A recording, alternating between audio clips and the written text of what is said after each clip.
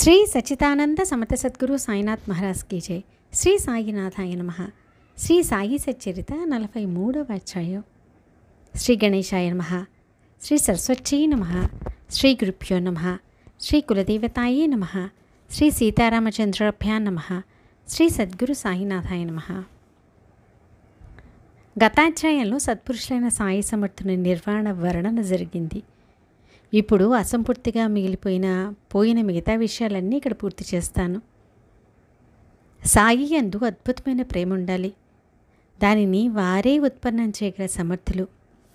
హేమాడ్ వారి చరణాలకు అంకితమై వారి చరితాన్ని రచిస్తున్నాడు. భక్తి ప్రేమలను వారే ఇచ్చి తమ చరిత్ర మహిమను తామే తెలియజేస్తారు. దానితో వారిని ఆరాధించడానికి శ్రద్ధ కలిగి ప్రపంచమందు విరక్తి జనిస్తుంది. అందువల్ల కాయ వాచ మనస వారికి నా సహస్ర నమస్కారాలు. వారికి కేవలం అనన్య శరణించడమే తప్ప వారి మహిమను మనసుతో తెలుసుకోలేం. పేరుకొనిపోయిన పాపాల మాలిన్యాన్ని కడుగుకొని అంతఃకరణాన్ని నిర్మలం చేసుకోవడానికి ఇతర సాధనాలు నిష్ఫలం. హరిభక్తుల యశస్సును స్మరించుకోవడం మరియు వారి భజన కీర్తనలు తప్ప చిత్తశుద్ధికి వేరే సులభ సాధన వెతికినా లభించదు. గత సంధానుసానాన్ని సంక్షిప్తంగా స్మరించుకొని ఆత్మానందానికి లయమైన సాయి కథా వ్యాఖ్యానాన్ని మరలా కొనసాగిస్తాను. బాబా విజయదశమి రోజే ఎందుకు ప్రయాణమయ్యారు? తాచాబా నెపంతో భవిష్యాన్ని ముందుగానే ఎలా సూచించారు అన్న విషయాలు విపులంగా చెప్పబడ్డాయి. తర్వాత శరీరాన్ని విడిచే సమయంలో దాన ధర్మాల పద్ధతి ప్రకారం బాబా లక్ష్మికి దానం చేసిన విషయాలను సమగ్రంగా వర్ణించడమైంది. ఇప్పుడు ఈ అధ్యాయంలో సాయిబాబా తమ శరీరాన్ని విడిచే సమయం సమీపించినప్పుడు శ్రేయస్సుకై బ్రాహ్మణుని ద్వారా రామాయణాన్ని పారాయణ చేయించి శ్రవణం చేసిన విషయం చెప్పబడుతుంది. వారు తమ సమాధి స్థానాన్ని ఎన్నుకోవడం, అకస్మాత్తుగా బాబా ఇటుకు పడిపోవడం మొదలగువన్నీ శ్రద్ధగా వినండి. ఒకసారి బాబా తమ ప్రాణాలను బ్రహ్మానందంలో లీనం చేసి 3 రోజుల తర్వాత నిశ్చలంగా కూర్చొని ఉండగా ప్రజలు అది వారి సమాధి కాదని మరణమని నిశ్చయించారు. అంతిమ సంస్కారాలకు సిద్ధపడ్డారు కూడా. అకస్మాత్తుగా బాబా శరీరంలోకి ప్రాణం రాగా ప్రజలు చికితులైన విషయాన్ని కూడా వినండి. ఇప్పుడు మరలా సాయి నిర్వాణ కథను శ్రవణం చేయడానికి శ్రోతలు ఇబ్బంది పడతారు. సాయి శరీరాన్ని విసర్జించిన వార్త వినడం ఎవరికీ ఇష్టం ఉండదు. కానీ ఇది సాధు సత్పురుషుల నిర్వాణాన్ని గురించిన వర్ణన. ఇది వక్తను శ్రోతలను పావనం చేస్తుంది. ఇది చాలా విస్తరించిపోతుందని భయం కనుక కొంచెంగా శ్రవణం చేసి సంతృప్తి చెందండి. బాబా శరీరాన్ని త్యజించి పునర్జన్మలైన ఆత్మానంద ప్రాప్తిని అక్షయ స్థితిని పొందారు. వారు శరీరం ఉన్నప్పుడు వ్యక్తంగా ఉండి శరీరాన్ని త్యజించాక అవ్యక్తంలో కలిసిపోయారు. ఒక శరీరంలో ఉన్న అవతారానికి స్వస్తి చెప్పి సర్వజీవుల్లోనూ వ్యక్తమయ్యే స్థితిని పొందారు. ఒకే ప్రదేశం ముందు ఉండే స్థితిని వదిలి సర్వవ్యాపకత్వాన్ని పొంది సంపూర్ణ సనాతనులై ఆత్మలో విలీనమయ్యారు. సాయిబాబా అందరికీ జీవనం. సాయి సకల జీవులకు ప్రాణం. సాయి లేకుండా గ్రామవాసులు దీనులయ్యారు, దుర్భరులైపోయారు. సాయి శరీరం చేతనారహితం అవగానే అందరూ ఒకేలా రోధించారు. ఆబాల వృత్తులు చింతాక్రాంతులై జీవోత్సవాల వలె అయ్యారు. ప్రపంచంలో ఉండేవారికి జ్వరం మొదలగు లౌకిక బాధలు వారి వెంటే ఉంటాయి. కానీ అవి తమ పరిమితిని అతిక్రమించి యోగులను బాధ పెట్టవు. సత్పురుషులు తమ తేజాన్ని ప్రజ్వలింపచేసి తమ శరీరాన్ని దహింపచేస్తారు. సాయిబాబా అదేవిధంగా తమ చేతులతో చేశారు. జరగకూడనిది జరిగిపోయింది. సాయి మహారాజు సాయుధ్యాన్ని పొందారు. జనులు చాలా బాధపడ్డారు, మనసులో ఆవేదన పడ్డారు. బాబా దగ్గర నుండి వెళ్ళిపోకుండా ఉంటే ఎంత బాగుండేది. అంతిమ సమయంలో బాబాను చివరిసారిగా కలుసుకోలేకుండా పోయాం. వారి దగ్గరే ఉంటే దేనికైనా ఉపయోగపడేవారం. ఆ సమయానికి బుద్ధి పనిచేయలేదు అని అనేక రకాల ఆలోచనలతో ప్రజలు తమలో దుఃఖపడ్డారు. కానీ బాబా అంతఃకరణంలో ఏముందో ఎవరికి తెలుస్తుంది? వారికి శ్వాస పీల్చుకోవటంలో ఆయాసం లేదు, దగ్గు లేదు, గొంతులో ఏ బాధ లేదు. వారి ప్రాణానికి ఏ కష్టం లేదు. ఉల్లాసంగా ప్రయాణమయ్యారు. ఇప్పుడు ఇక ఎక్కడి సాయి దర్శనం, ఎక్కడ సాయి పాద సంవాహనం, ఎక్కడి సాయి పాద ప్రక్షాళనం, ఎక్కడ పాద తీర్థ సేవనం? అంతిమ సమయం సమీపించిందని గ్రహించి బాబా తమ దగ్గరున్న ప్రేమికులైన భక్తులను దూరంగా పంపివేసి వారికి అంత బాధ కలిగించారెందుకు? అంతిమ సమయంలో ప్రేమికులైన భక్తులంతా తమ దగ్గరుండడం చూసి బాబాకు వారిపై ప్రేమ ఉప్పొంగేదేమో. సాయుధ్యధామాన్ని చేరుకోవడానికి, ముక్తికి భక్తుల ప్రేమ బంధన అడ్డు తగులుతుంది. వెంటనే దానిని త్రుంచకపోతే మనసు వాసనారహితం కాదు. అలా జరగకుండా శరీరాన్ని వదిలితే జీవుడు మరలా పుట్టి వెంటనే కొత్త బంధనాలతో చిక్కుకుంటాడు. దానితో అనేక రకాల కోరికలు, ఆశలు మొదలవుతాయి. వీనిని తొలగించడానికి సాధు సత్పురుషులు ఎప్పుడూ సావధానులై ఉంటారు. అట్లే బాబా కూడా లోక వ్యవహారాన్ని కాపాడడానికి నిశ్చయించుకున్నారు. అంతిమ సమయంలో జాగరూకత వహించి ఏకాంతంలో ప్రశాంతంగా ఏ వికల్పాలు లేని మనస్సును శ్రేయలో లీనం చేయాలి. అంతేమతి సాగతి. ప్రసిద్ధమైన ఈ నానుడిని అందరూ ఎరుగుదురు. దీనిని భగవద్భక్తులు స్వయం ఆచరిస్తారు. ఇది లోకాచార పద్ధతి. తమ అవసాన సమయానికి 14 రోజుల ముందే బాబా వజ్జే అన్న భక్తుని రామ విజయాన్ని పఠించడానికి నియమించారు. వజ్జే మసీదులో కూర్చొని గ్రంథ పారాయణను ఆరంభించాడు. బాబా శ్రవణం చేయసాగారు. 8 రోజులు గడిచాయి. ఆపకుండా మరలా పారాయణ సాగివమనివని బాబా ఆజ్ఞాపించారు. 3 పగుళ్ళు 3 రాత్రులు వజే చదువుతూనే ఉన్నాడు. అలా పూర్తిగా 11 రోజులు కూర్చొని చదివి నీరసించిపోయాడు. చదివి బాగా అలసిపోయాడు. ఆ విధంగా 3 రోజులు గడిచాయి. తర్వాత బాబా గ్రంథపారాయణను సమాప్తి చేయించారు. వజేని అక్కడి నుండి పంపివేసి తాము ప్రశాంతంగా ఉన్నారు. వజ్జేని పంపివేయడానికి కారణం చెప్పమని అడుగుతారు. నాకు తోచిన విధంగా తెలియచేస్తాను, శ్రద్ధగా వినండి. శరీర అవసాన సమయం సమీపించినప్పుడు సాధు సజ్జనులు, సత్పురుషులు పురాణాలను, సద్గ్రంథాలను చదివించి శ్రద్ధగా వింటారు. శుకాచార్యులు మహాభాగవతాన్ని 7 రోజులు చెప్పగా పరీక్షిత్ మహారాజు విని సుఖంగా శరీరాన్ని వదిలాడు. భగవంతుని లీలలను శ్రవణం చేస్తూ, భగవంతుని రూపాన్ని కళ్ళతో చూస్తూ అంతిమ కాలాన్ని గడిపిన వారు తమ శ్రేయస్సును సాధించుకుంటారు. ఇది లోకాచార పద్ధతి. దీనిని సత్పురుషులు ఎప్పుడూ స్వయంగా ఆచరిస్తారు. వారు ప్రజలకు మార్గదర్శకులుగా అవతరిస్తారు. కనుక వారు ప్రజల మార్గాన్ని వ్యతిరేకించరు. భౌతిక శరీరం పైన ఏ ఆసక్తి లేని వారికి శరీరావసనం శోకావేశాన్ని కలిగించదు. ఇది వారికి సహజం. బ్రహ్మానందంలో సుఖంగా ఉన్నవారికి మాయామోహాలు ఉంటాయా అని ఇక్కడ శ్రోతలకు సంశయం కలగవచ్చు. అల్లా మాలిక్ అనుసంధానంలో ఆత్మస్వరూపంలో సావధానులై ఉన్నవారికి భక్తులు తమ వద్ద ఉండడం ప్రతిబంధకం ఎలా అయ్యింది? బాబాకు ప్రపంచ వ్యవహారాలు తీరిపోయాయి. పరమార్థం కూడా ఆగిపోయింది. ద్వంద్వ భావాలు నిర్మూలనమయ్యాయి. వారు ఆత్మస్వరూపంలో లీనమైపోయారు. ఇదంతా అక్షర సత్యం. ఇందులో అణుమాత్రం అసత్యం లేదు. కానీ లోక సంరక్షణ కోసం సత్పురుషులు తమ అవతార కార్యాలను చేసి కృతకృత్యులవుతారు. సాధువులు కామక్రోధాది షట్వికారాలు లేనివారు ఎల్లప్పుడూ అవ్యక్త స్థితి ఎందుంటారు. భక్తులను ఉద్ధరించడానికి ప్రకటమవుతారు. అట్టి వారికి మరణం ఎక్కడిది? శరీరం మరియు ఇంద్రియాల సంయోగం జననం, శరీరంతో ఇంద్రియాల వియోగం మరణం. ఈ బంధనం ముడిపడటానికి విడిపోవటాన్ని జనన మరణాలని అంటారు. జననం వెనుకే మరణం అంటిపెట్టుకొని ఉంటుంది. అవి ఒకటి నుండి మరొకటి విడిగా ఉండవు. జీవుని స్వాభావిక లక్షణం మరణం. జీవుని జీవనం అస్వాభిక లక్షణం. మరణాన్ని చంపి బతికుండేవారు, కాలుని తలను కాళ్లతో అణిచివేసి స్వేచ్ఛగా అవతరించేవారు తమ ఆయుర్దాయాన్ని ఖాతరు చేస్తారా? భక్తులను ఉద్ధరించే సంకల్పంతో భూమిపై అనేక అవతారాలను ధరించేవారు జనన మరణాలలో బంధించబడతారా? ఈ రెండు మిథ్యాకల్పనలే. శరీరం నేలపై పడిపోకముందే దానిని కాల్చి బూడిదగా చేసిన వారికి మరణ భయం ఎందుకుంటుంది? వారికి మృత్యువు బూడిద సమానం. మరణం శరీరం యొక్క సహజ ప్రకృతి. మరణం శరీరం యొక్క సుఖస్థితి. జీవితం శరీరం యొక్క వికృతి అని జ్ఞానులు భావిస్తారు. సాయి సమర్థులు ఆనందఘనులు. వారు శరీరం యొక్క జననాన్ని ఎరగరు. శరీరం అస్తిత్వం యొక్క స్ఫురణ వారికి లేదు. అటువంటి వారి శరీరానికి మరణం ఎక్కడిది? సాయిబాబా పూర్ణ పరబ్రహ్మ. వారికి జనన మరణాలు ఎక్కడివి? బ్రహ్మ సత్యం జగన్మిథ్య అని తెలుసుకున్న వారికి శరీరంతో తాజాత్వం ఎందుకుంటుంది?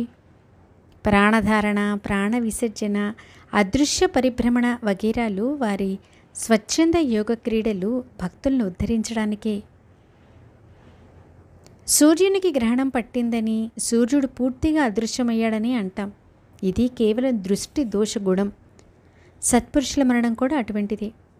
వారికి శరీరం కేవలం ఉపాధి. ఇక దానికి ఆదివ్యాధులు ఎక్కడివి? ప్రారబ్ధానుబంధంతో ఏవైనా ఉన్నా వానిని వారు పట్టించుకోరు. భక్తుల యొక్క పూర్వార్జిత పుణ్య సంచయం వల్ల అవతరించి భక్తుల భక్తి అవ్యక్త రూపంలో నిండిపోగా బాబా భక్తులను రక్షించడానికి ప్రకటమై షిరిడీలో కనిపించారు. భక్తుల కొరకు వచ్చిన పని పూర్తయిందని శరీరాన్ని వదిలివేశారు అని అంటారు. ఈ మాటను ఎవరు విశ్వసిస్తారు? యోగికి అసలు జనన మరణాలు ఉంటాయా? సాయి సమర్థులు తమ ఇచ్ఛానుసారం శరీరాన్ని యోగాగ్నిలో దహింపచేసి తాము అవ్యక్తంలో లీనమైపోయినా భక్తుల హృదయాలలో ఉన్నారు. ఎవరి నామాన్ని కేవలం స్మరించినంత మాత్రాన జనన మరణాలు వదిలిపోతాయో అట్టి వారికి మరణావస్థ ఎక్కడిది? వారు శరీరాన్ని వదిలి పూర్వపు అవ్యక్త స్థితిని పొందారు. జడస్థితిని దాటి బాబా అవ్యక్తంలో లీనమయ్యారు. అక్కడ కూడా ఆత్మస్వరూపంలోనే ఉంటూ భక్తుల్ని సదా జాగృతం చేస్తుంటారు. చైతన్యంతో నిండి భక్తుల హృదయాలలో దృఢంగా నిలిచిన వారు మరణించారని అందామా అంటే మనసు దీనిని ఒప్పుకోదు. అందువలన అనార్జనంతుడైన ఈ సాయి విశ్వప్రళయం వరకు అనవరతం ఉంటారు. జనన మరణాలనే అపాయాలలో ఎప్పుడు పడరు. జ్ఞానేశ్వర మహారాజు వెళ్ళిపోయారా? 300 ఏళ్ళు అయ్యాక మరల దర్శనమిచ్చారు. ఏకనాథ మహారాజు వారిని కలిసి వచ్చి జగానికి ఎంతో ఉపకారం చేశారు. దయామయులైన ఏకనాథు పైఠాన్లో జ్యోతిలా వెలిసినట్టు, తుకారాం మహారాజు దేహులో, నృసింహ సరస్వతి ఆళందిలో, సమర్థ రామదాసు పల్లిలో, అక్కలకోట మహారాజ్ అక్కలకోటలో, మాణిక్య ప్రభువు హుమ్నాబాద్లో వలె షిరిడీలో సాయి అట్లే వెలిశారు. వారి వారి మనోభావాలను అనుసరించి ఈనాటికి అనుభవాలు కలుగుతుంటాయి. ఇట్టి సిద్ధి ప్రభావం ఉన్నవారికి మరణం ఎలా సంభవం? భక్తుల సేవా కార్యానికై శరీరాన్ని షిరిడీలో ఉంచి చరాచరాలలో ఉన్న ఆత్మలో నిండి ఉన్న లీలావతారి సాయి సమర్థులు. సాయి సమర్థులు బ్రహ్మీభూతులు అయ్యారు కదా. ఇప్పుడు ఇక షిరిడీలో ఏముంది అన్న అనుమానం మనసులో పెట్టుకోకండి. శ్రీ సాయి మరణానికి అతీతులు. అసలు సత్పురుషులు అయోని సంభవులు. వారు మూర్తిభవించిన బ్రహ్మస్వరూపులు. ఆ పుణ్యాత్ముల పరోపకారార్థం అవతరించి ప్రకటమవుతారు. జనన మరణాలు అవతార పురుషులకి ఎప్పుడు ఉండవు. వారి అవతార కార్యం సమాప్తి కాగానే ఆత్మలో కలిసిపోయి అవ్యక్తంలో లీనమైపోతారు. బాబా మొత్తం 3.5 మూరల శరీరంలోనే పరిమితమై ఉన్నారా? వారు ఫలానా విశేషమైన రంగు రూపాలు కలవారని చెప్పటం భావ్యం కాదు. అణిమ గరిమాది అష్టసిద్ధులు ఉన్నవారికి ఐశ్వర్యం ప్రజల రాకపోకల వల్ల పెరగదు, తరగదు. వారి ఐశ్వర్యం ఎప్పుడూ సమృద్ధిగా శాశ్వతంగా ఉంటుంది. అలా వారు ప్రఖ్యాతి చెందారు. ఇటువంటి మహానుభావుని అవతారం లోక కళ్యాణం కారణంగానే. సృష్టికి స్థితి లయలు ఉంటాయి. సత్పురుషులు ప్రజల ఉద్ధరణకు తత్పరులై ఉంటారు. వారికి జనన మరణాలు వట్టి భ్రాంతి. ఆత్మైకత్వ జ్ఞానం, అవినాశ స్థితి. వారికి స్వప్నంలో సుఖాన్ని సంపత్తిని అనుభవించినట్లు వారి పరిస్థితి అటువంటిది. జ్ఞాననిధి అయి ఆత్మానుసంధానంలో ఎల్లప్పుడూ ఉండేవారికి శరీరాన్ని పోషించడం లేదా శరీర పతనం రెండూ సమానమే. బాబా శరీరం పడిపోగానే దుఃఖ పర్వంతం అందరినీ కూల్చివేసింది. షిరిడి అంతా హాహాకారాలు, అంతటా ఒకటే కేకలు. బాబా నిర్వాణ వార్త బాణంలా గుచ్చుకొని రోజు జరిగే పనులు ఆగిపోయాయి. జనులు కలవరంతో చెల్లాచెదురైపోయారు. అమంగళకరమైన ఆ వార్త వ్యాపించగానే అది అందరికీ వజ్రఘాతంలా కనిపించింది. వివేకవంతులు మౌనంగా కూర్చున్నారు. ఇతరులు గట్టిగా రోధించసాగారు. అత్యంత ప్రేమావేశంతో కంఠం గద్గదమై కళ్ళ నుండి దుఃఖాశ్రవులు స్రవించగా శివశివ హరహర అంటూ అరిచారు. ప్రతి ఇంట్లోనూ ఈ గొడవే. గుండె దడదడలాడుతుండగా ప్రజలు ఆందోళనగా పరిగెత్తసాగారు. సాయి మహారాజు శరీరావసానం గ్రామస్తులకు పూర్తిగా ప్రాణాంతకమైంది. దేవా, ఈ హృదయ విదారకమైన ఈ సంఘటన మహాదారుణంగా ఉంది అని అనసాగారు. మసీదుకు పరుగు తీశారు. మసీదు మంటపం బాగా నిండిపోయింది. అక్కడ పరిస్థితి గుండెను బద్దలు చేసేలా ఉంది. దుఃఖంతో ఎవరికీ గొంతుక పెగలటం లేదు. షిరిడి యొక్క వైభవం పోయింది. ఆ సుఖం, ఆ భాగ్యం అంతా హరించుకుని పోయింది. అందరి కళ్ళు అశ్రువులతో నిండిపోయాయి. అందరి ధైర్యం సడలిపోయింది. సప్తపురాలలో ఒకటిగా గణించబడి బాబాజీ ద్వారకామాయి అని నిశ్చయించబడిన ఆ మసీదు మహిమ ఎంత గొప్పది! నిర్యాణం కానీ, నిధనం కానీ లేదా నిర్వాణం కానీ ద్వారకామాయి సాముద్రముక్తికి స్థానం. ఎల్లప్పుడూ పరమేశ్వరుని ధ్యానంలో ఉండేవారికి అక్కడ స్థానం లభిస్తుంది. గురువర్యులైన శ్రీ సాయి మహారాజు భక్తులకు దయగల తల్లి, తండ్రి మరియు విశ్రామధామం. వారు అనుదినము గుర్తుంటారు. అటువంటి బాబా లేక షిరిడి దశ దిశలు శూన్యమై ఉదాసీనమైపోయాయి. ప్రాణం పోయిన తర్వాత శరీరానికి పట్టే ప్రేతకళ షిరిడీకి వచ్చింది. చెరువులోని నీరు ఇంకిపోతే తప్పించిపోయే చేపల వల్లే షిరిడీ జనులు కళావిహీనులై బాధతో విలవిలలాడారు.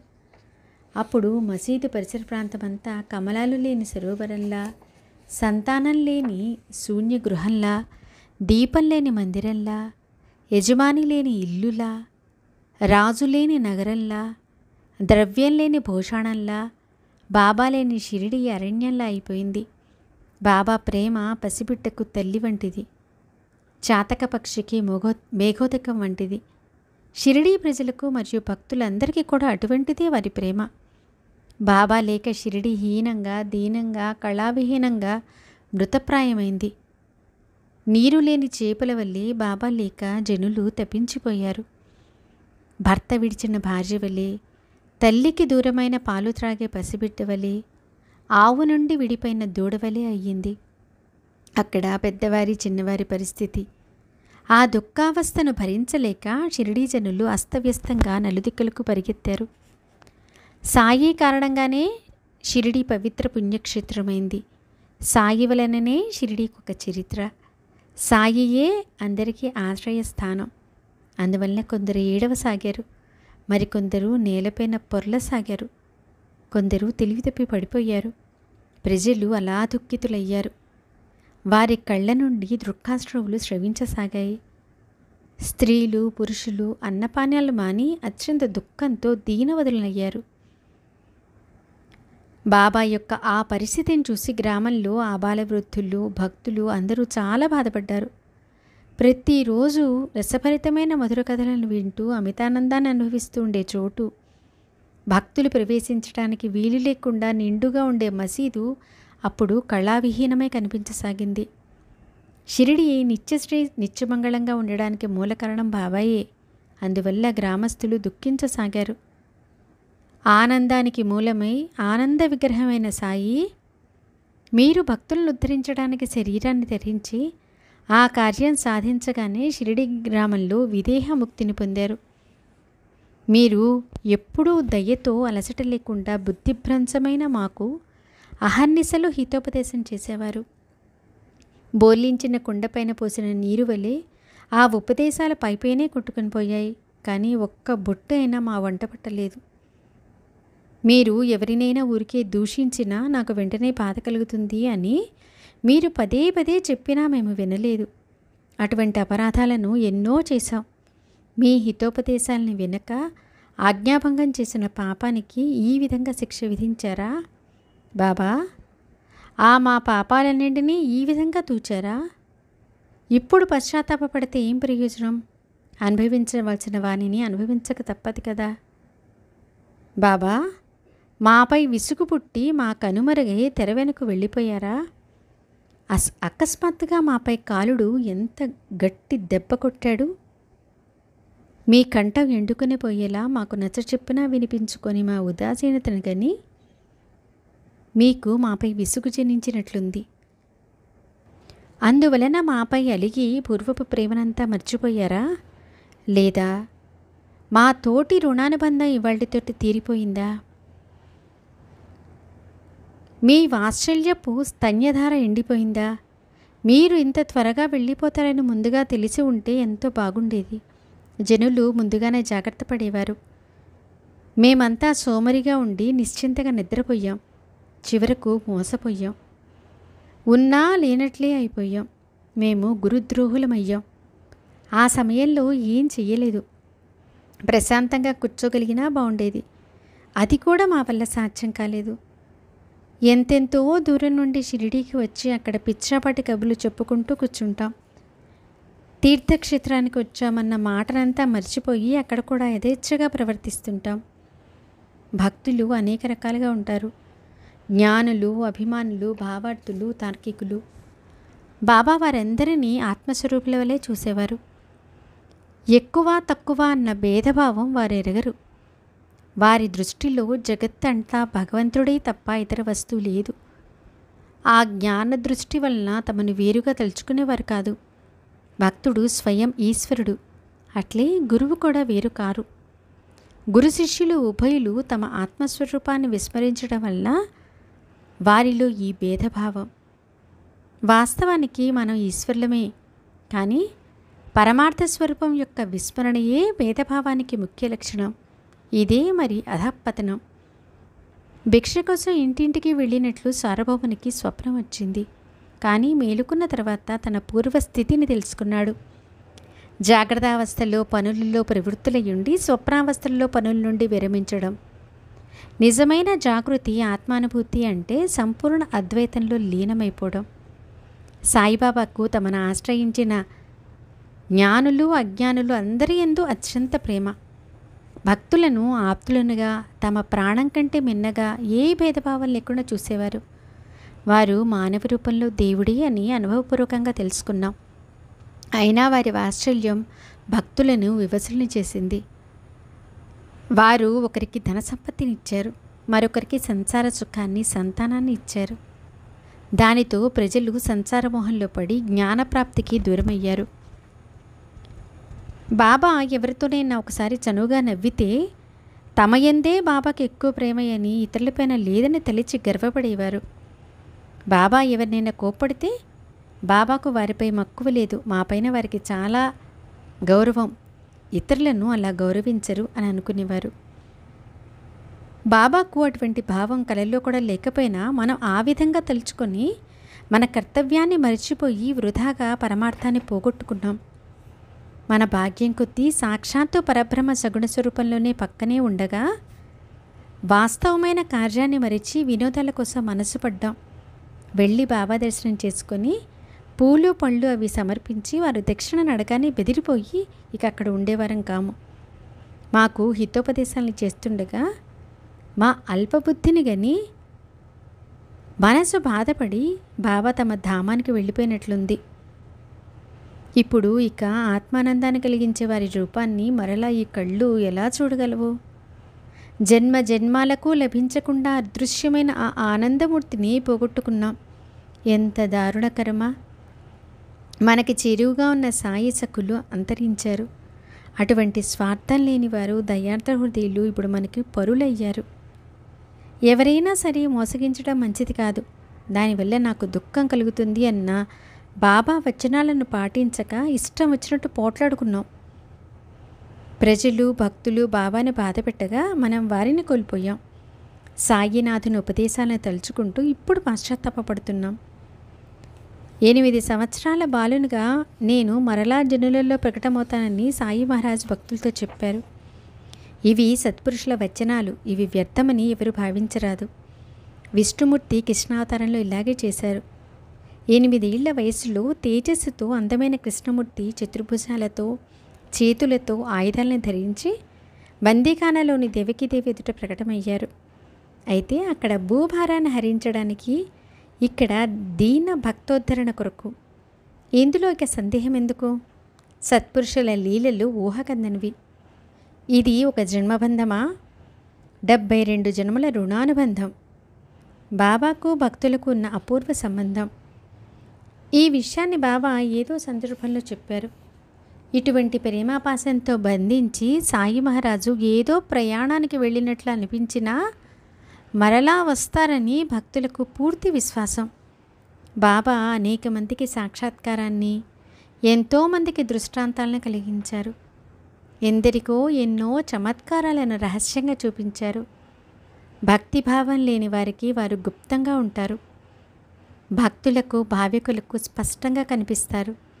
వారి వారి చిత్తవృత్తిని బట్టి అనుభూతి తప్పక కలుగుతుంది. సాయిబాబా చావడిలో గుప్త రూపంలో, మసీదులో బ్రహ్మ రూపంలో, సమాధి మందిరంలో సమాధి అవస్థలో, ఆనంద రూపంలో సర్వత్రా ఉన్నారు. అందువల్ల సాయి సమర్థుల సన్నిధికి ఏ భంగం వాటిలేదని, వారు అనవరతం అక్షయంగా ఉన్నారని ఇప్పుడు భక్తులు తమ హృదయాలలో భక్తిగా విశ్వసించాలి. భగవంతుడు తమ ధామానికి వెళ్ళిపోతాడు, కానీ సత్పురుషులు తమ స్థలంలోనే బ్రహ్మస్థితిలో ఉంటారు. వారికి రాకపోకలుండవు. వారు ఆనందంలో విలీనమై ఉంటారు. అందువల్ల చిన్న పెద్ద అందరికీ వినయపూర్వకంగా నమస్కరించి శ్రద్ధగా ఆలకించండి అని మనవి చేస్తున్నాను. భక్తులకు అత్యుత్తమైన కీర్తి ప్రతిష్టలు కలవారి సాంగత్యం లభించుగాక. గురుచరణాలలో నిష్కామమైన ప్రీతి కలిగి, గురువు యొక్క గుణాలను వర్ణించే ఆసక్తి కలిగి, నిర్మలమైన భక్తి ప్రకటమగుగాక. మరియు ఎడతెగని ప్రేమ కలుగుగాక. గురుచరణాలలో ముదిపడ్డ స్నేహబంధం తెగి విడిపోకుండా ఉండుగాక. భక్తులు అహోరాత్రులు గురుచరణాలలో సుఖసంపన్నులై ఉందురుగాక. సాయిబాబా శరీరాన్ని ఏ విధంగా తగిన రీతిలో ఉంచాలి అని భక్తులు, గ్రామస్తులు ఆలోచించసాగారు. శ్రీమంతుడైన బుట్టి గొప్ప భక్తుడు. అతడు భవిష్యత్తులో స్మారకంగా ఉంటుందా అన్నట్లుగా విశాలంగా ఉండే అందమైన భవనాన్ని నిర్మించి ఉంచాడు. తర్వాత బాబా శరీరాన్ని ఎక్కడ ఉంచాలి అన్న విషయంపై 36 గంటలు ఆలోచించారు. అయినా జరగవలసింది జరిగింది. ఈ శరీరాన్ని ఇక హిందువులు తాకరాదు. ముసల్మానుల శ్మశానానికి ఊరేగింపుతో తీసుకెళ్ళాలి అని కొందరు అన్నారు.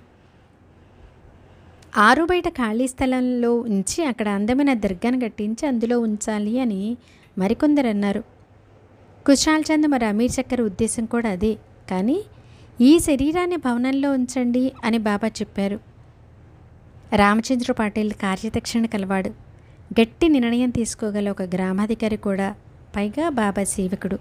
అతడు గ్రామస్తులతో, మీ అభిప్రాయాలు మాకు సమ్మతం కాదు. బాబా శరీరాన్ని వాడలో తప్ప బయటెక్కడ కాసేపైనా ఉంచడానికి వీల్లేదు అని చెప్పాడు. హిందువులు మరియు ముసల్మానులు తమ తమ మతానుసారం ఆలోచించసాగారు. ఏది తగింది, ఏది కాదు అన్న చర్చ రాత్రంతా సాగింది. ఇక్కడ తెల్లవారుజామున లక్ష్మణమామ తన ఇంట్లో గాఢ నిద్రలో ఉండగా బాబా అతని చేయి పట్టుకొని, లేచి త్వరగా పద, ఇవాళ బాపుసాహెబ్ రాడు, నేను మరణించానని అతని అభిప్రాయం. నీవేనా వచ్చి పూజతో పాటు కాకడ ఆరతినివ్వు అని అన్నారు. లక్ష్మణమామ వెంటనే లేచి నిత్యక్రమానుసారం పూజా సామాగ్రిని వెంట తీసుకుని వచ్చి ఆ సమయానికి పూజకి సిద్ధమయ్యాడు. ఇతడు షిరిడి గ్రామంలోని పురోహితుడు, మాధవరావు యొక్క మేనమామ. నిత్యం ప్రాతకాల సమయంలో బాబా పూజ చేసేవాడు. మామ గొప్ప కర్మఠుడైన బ్రాహ్మణుడు. రోజు ఉదయం స్నానం చేసి ఉతికిన బట్టలను ధరించి వెళ్ళి బాబా దర్శనం చేసుకునేవాడు.